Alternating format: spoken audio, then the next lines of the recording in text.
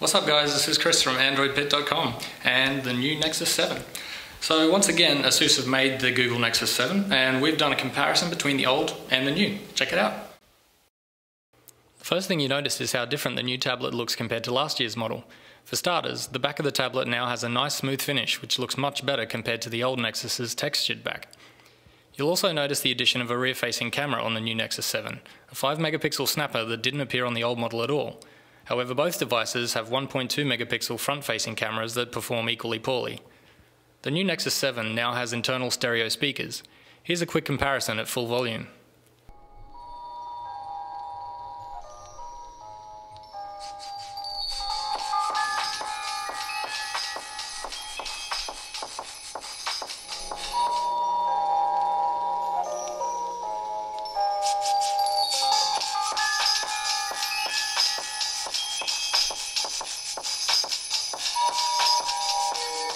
The old Nexus 7 may be louder, but it'll make your ears bleed.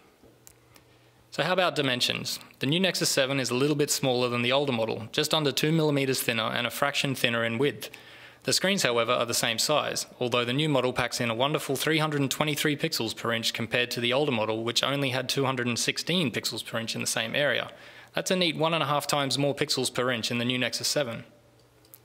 Speaking of resolution, the 2013 Nexus 7 has slightly better than Full HD resolution, with 1920 by 1200 pixels. Now Full HD is 1920 by 1080 pixels. Similarly, the old Nexus 7 had slightly better than HD resolution, with 1280 by 800 pixels, whereas HD is 1280 by 720. This additional resolution is due to the 16:9 aspect ratio of the Nexus 7s. In comparison, the iPad mini has a 4:3 aspect ratio. This is basically the difference between widescreen TVs and traditional television sets. Once we turn the devices on, you can really see the difference in screens. The new Nexus 7 has a 7-inch LED backlit LCD IPS touchscreen, and combined with the additional pixel density, the results are pretty stunning. It's seriously bright in comparison. The new Nexus 7 also shipped with Android 4.3 straight out of the box, and one of the main features of 4.3 is that it includes OpenGL ES 3.0 graphics as standard. The old Nexus 7 is upgradable to Android 4.3, but the older Nexus 7 has GeForce graphics compared to the new model's Adreno 320 chip, and of course a lower pixel count. As for CPUs, the new Nexus 7 has a quad-core Snapdragon S4 Pro, which we discovered is actually a throttled-back Snapdragon 600 processor. The new Nexus 7 CPU ticks at 1.5 GHz, whereas the Snapdragon 600 is capable of 1.7 GHz. In comparison, the older model has a quad-core ASUS Tegra 3 chip running at 1.2 GHz, so there's certainly a lot more speed available in the newer device. The new Nexus 7 also ships with 2 GB of RAM.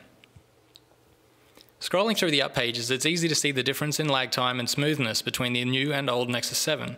We should note too that the new Nexus 7 comes with Google Play games pre-installed.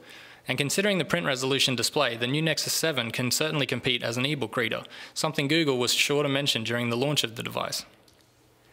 One of the interesting features of Android 4.3 is multi-user profiles that the device owner can apply restrictions to. Say if you're sharing your work tablet with the family at home and you want to protect valuable data, or if you want to stop the kids going crazy with in-app purchases. It's super easy to set up and apply the restrictions that you want. Switching between users is as simple as returning to the lock screen, and the owner's profile can be password or pattern lock protected. Android 4.3 also has a function called Trim, whereby the system regularly looks for old data points in the index and clears them up if the files they point to have since been deleted. This minefield of extinct data blocks was one of the main reasons the old Nexus 7 suffered from major slowdown over time. But with the OS update, your old Nexus 7 should get a fresh lease on life. Of course, the new Nexus 7 has Trim from the start, so it shouldn't suffer the slowdown at all. Now, there's been a few problems reported in the new Nexus 7, like GPS location issues, multi-touch weirdness, and error messages when trying to update apps in the Play Store. We didn't experience any of these problems while we played with the device, but there's enough reports of them to have Google scrambling to fix the bugs.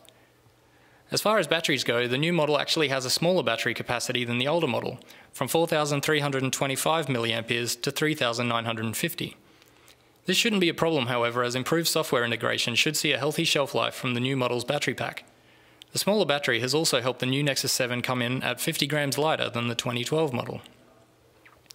So what does the new Nexus 7 cost? Well, there's three options: $229 for the 16 gig model with Wi-Fi, $269 for the 32 gig model with Wi-Fi, and $349 for the 32 gig version with Wi-Fi and LTE, also known as 4G. While I previously said there's not too much in the way of improvements from the old Nexus 7 to the new, especially if you're perfectly happy with your old model, to warrant the upgrade, now that I've seen that extra resolution and improved graphics capability, I have to say I'm possibly a convert.